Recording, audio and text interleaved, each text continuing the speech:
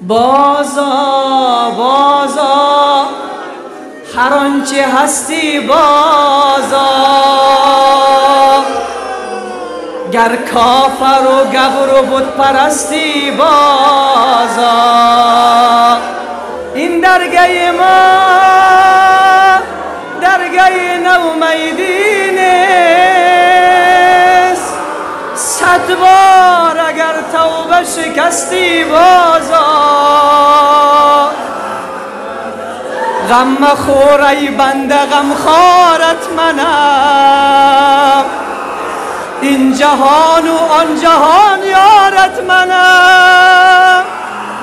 چند روزی هر کجا خواهی برم، بازگشت آخر کارت منم.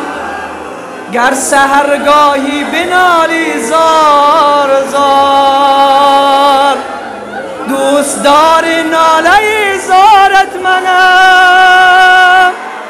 رو به داروخانه لطف منار، رو به داروخانه لطف منار.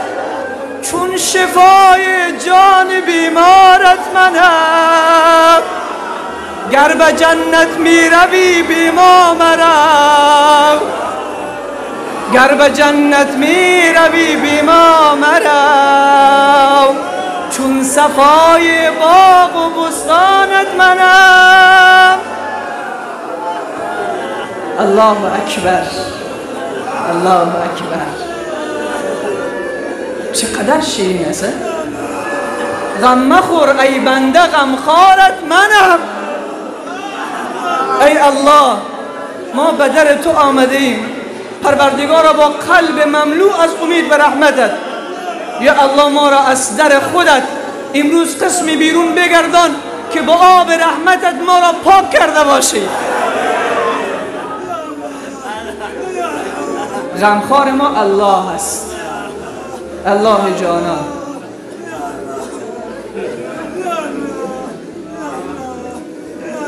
یک روز یک جوان بوتل شراب در دستش، شراب نوش بود، شراب می نوشید. مکاشفت قلوب محمد غزالی رحمت الله علیه آورده، شراب می نوشید.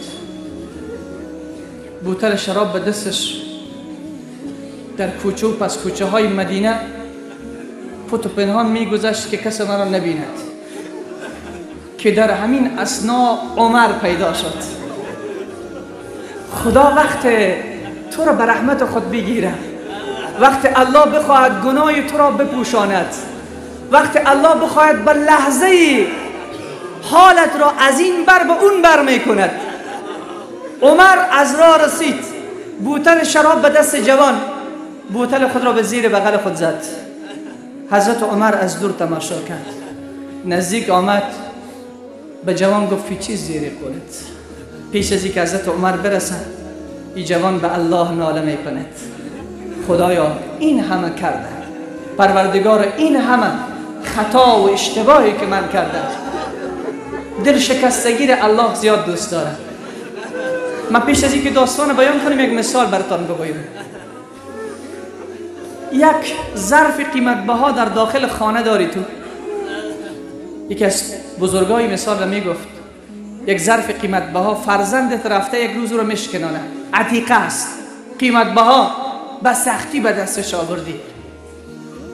طفل دو رو مشکنانه، بچه دو رو مشکنانه. بعد پدر از پیشش پرسان میکنه، فرزندم چرا او ظرف را شکستاندی؟ بچه میگه دیگه شکست، دستم خورد شکست. خود چی شد؟ پدر 2 تا سیلی به صورت فرزند خود می نوازد، به خاطر که هم شکستانده و هم میگوید خوب کردم. معنای شویست که خوب کردم شکستاندم. و اگر پدر پرسان بکنه از پسرش که پسرم چرا او را شکستاندی، پسر بگوید اشتباه کردم پدر جان، خطا کردم، نفهمیدم، دست من متوجه نبودم به اون اصابت کرد و افتاد و شکست. پدر اون فرزند داغوشش میگیره، میگه فرزندم نگران نباش، از او زیباترش میخرم، غمگین نباش. عزیز من، معامله ما با خدا همین طور است. وقتی گناه کردی نگو خوب کردم، نگو باز میکنم، بلکه بگو الله اشتباه کردم، خدایا خطا کردم. الله میگه بندم نگران نباش، بیا در آغوش من، بیا در آغوش من که من تو را پاک میکنم، نگران نباش. وقتی بعضی ها میگن به رفیقایشان برو گناه بکن، من تاوانشم تو، هر چقدر گناه میکنی بکن، گناهش تر من. حسن جوانمتانی جوان عزیز، بترس از این کلمه، بسیار خطرناک است. در برابر الله خود استاد نشو. وقتی کردی بگو اشتباه کردم، کردی بگو خطا کردم. مثل همین جوانی که شراب زیر بغلش، حضرت عمر گفت چی را زیر بغل خود پنهان کردی؟ گفت خدایا این همه کردم، خیلی کوتاه، وقت کم است. گفت این همه کردم پروردگار، اشتباه کردم، همین یک بار مرا ستر بکن دیگه شراب نمی نوشم، همین یک بار مرا آبروی من نبر دیگر شراب نمی نوشم. حضرت عمر نزدیک شد برش گفت که چی زیر بغلت؟ گفت سرکه است، سرکه. گفت بکش. وقت بوتل رو کشید، به قدرت پروردگار شراب تبدیل به سرکه شد. شراب تبدیل به سرکه شده. توبه است دیگه. خدا به یک لحظه بعد از 50 سال گناه یک بار بگو الله، جواب میشنوی لبیک عبدی، لبیک. مثل همون بچه‌ای که 30 سال رفته به سفر، 30 سال رفته به سفر، نه پدرش دیده نه مادرش دیده. چقدر آرزو داره پدر و مادر که یک روز بچه دوباره برگرده، یک روز بچه دوباره برگرده. یا زن چقدر آرزو داره که همون شوهر 10 ساله‌ای که از من دور شده، که من به بویش دق شدیم که بویش استشمام بکنم، ببینم لباسش برش پوتو بکنم بپوشه، چقدر دوست داره. وقتی که یک بنده بعد از 20 سال و 30 سال برمیگرده، تو بدان که الله چقدر خوشحال میشه. وقتی پدر و مادر قدر خوشحال میشه که از دست خوشی گریه میکنن، وقتی تو برگردی بعد از 20 سال و 30 سال و 40 سال، الله چقدر خوشحال میشه. در حدیث میگه همه قدر الله خوشحال میشه مثل همون انسانی که در سفر رفته با بار شتر که دارد زیر درخت خوابیده است، آب و نان همه بار و وسایلش سر شتر است. بعد از اینکه چشمایش پت میشه، حدیث مسلم است و حدیث بخاری است، میگه چشمایش پت میشه، خوابش میبره زیر درخت. بعد از این لحظاتی که چشم خود را باز میکنه، میبینه که شتر با بارش نیست، شتر با بارش نیست، تمام آب و نان و وسایلش بالای این شتر است. در یک بیابانی که نه زندگی هست، نه آب است و نه نان، هر طرف جستجو میکنه، شتر را پیدا نمیکنه، مانده و خسته میشه. میاید زیر درخت استراحت میکند، میگوید انتظار مرگ میکشد که اسرائیل میآید، چون نه آب دارم نه نان دارم، این میان صحراست. انتظار مرگ میکشد که ناگهان چشمایش پد میشه، باز خوابش میبرد. بعد از دقایق چشمان خود را باز میکند که شتر بالای سرش ایستاده است. آنقدر خوشحال شده این بنده که دستای خود را بلند میکند، میگه پروردگارا انت عبدی و انا ربک، خدایا تو بنده من هستی، من خدای تو هستم.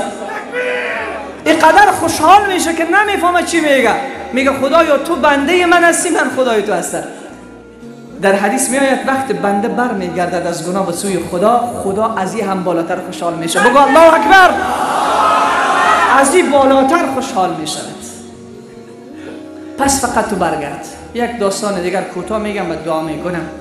رسالة القشیریه از عبدالوهاب ابن عبدالرحیم داستان را میآورد که روز از روزها از جایی میگذشتم، دیدم که یک جنازه را 3 نفر حمل میکند. 3 نفر یک جنازه را میبرند، در بین 3 نفر یکیش زن است، 2 تاش مرد. میگه من وقتی که دیدم که یک پیرزن به زحمت یک پایی از تابوت را گرفته به زحمت میکشانه و 2 تا مردم هست، میگه دلم سوخت و نزدیک شدم، یک پایی تابوت را از دست زن گرفتم، گفتم من خودم میبرم. بعدش که بردیم سر قبر، برو زن گفت که چون همسایه نداشتید، این شهر مسلمان نیستن، خب مسلمان در شهر زیاد هستن. گفت فرزند من یک گناهگار است، اینمی 2 نفرم کرا کردیم. من بعد از اینکه مرد هیچ کس به جنازه‌اش حاضر نشد. هیچ کس به جنازه از این حاضر نشد. بسیار کارهای زشت میکرد فرزند من و جنازه‌اش هم کس نخوانده. ما در سر قبر میجا آورده میشه. دیگه هیچ راه و چاره نداشت. من خودم به شانه خود گرفتم. این بزرگوار عبدالوهاب میگه در آتش گرفت درون من.